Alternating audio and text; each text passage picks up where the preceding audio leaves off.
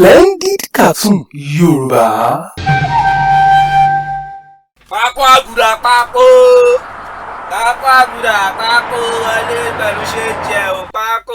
Mo kí yín lọ́kùnrin lóbìnrin, ẹ jọ̀wọ́ ẹ bá mi gbé ojú ayọ̀ sókè, ẹ wo ọṣẹ dúdú ọwọ́ mi yìí, gbogbo nìṣe ni. Ọṣẹ àwúre tó tó láyé yìí ò sí. Ìwọ tí ò ń wá iṣẹ́, jọ̀wọ́ bá mi fi ọṣẹ yìí wẹ̀ lọ ṣe interview ní bank tàbí oil company. Ìwọ tí ò ń wá owó, jọ̀wọ́ bá mi fi ọṣẹ yìí wẹ̀ lọ sí ìdí ATM.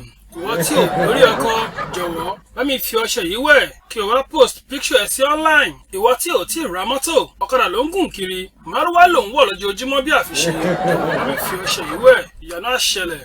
Kò sí ẹni tí ó lo ọṣẹ yìí tí kò ṣe oríire. Ọṣẹ àlùbáríkà ni. Ìwọ tí ò ń wá visa, jọ̀wọ́ bá mi lo ọṣẹ yìí lọ ṣe interview ní embassy. Ẹ yé pariwo Buhari Buhari, Buhari gan ọṣẹ yìí ló ń lò tí ó fi di president.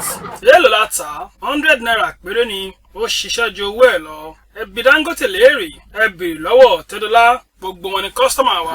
100 naira péré la tà, ọṣẹ àlùbáríkà ni, àjẹbí ìdánni pẹ̀lú. Lò ó kí o di olówó, lò ó kí o di ọlọ́lá, lò ó kí o yé wọ márúwá kiri mọ́ bí àfiṣe. Ọ̀dà ṣé kí n mú wá?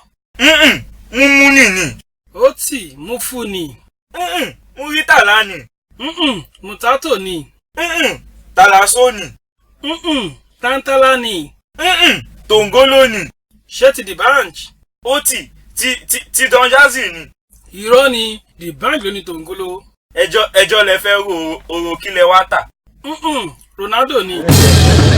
Splendid Cartoon Yorùbá. Àwàdà tí ò lẹ́gbẹ́.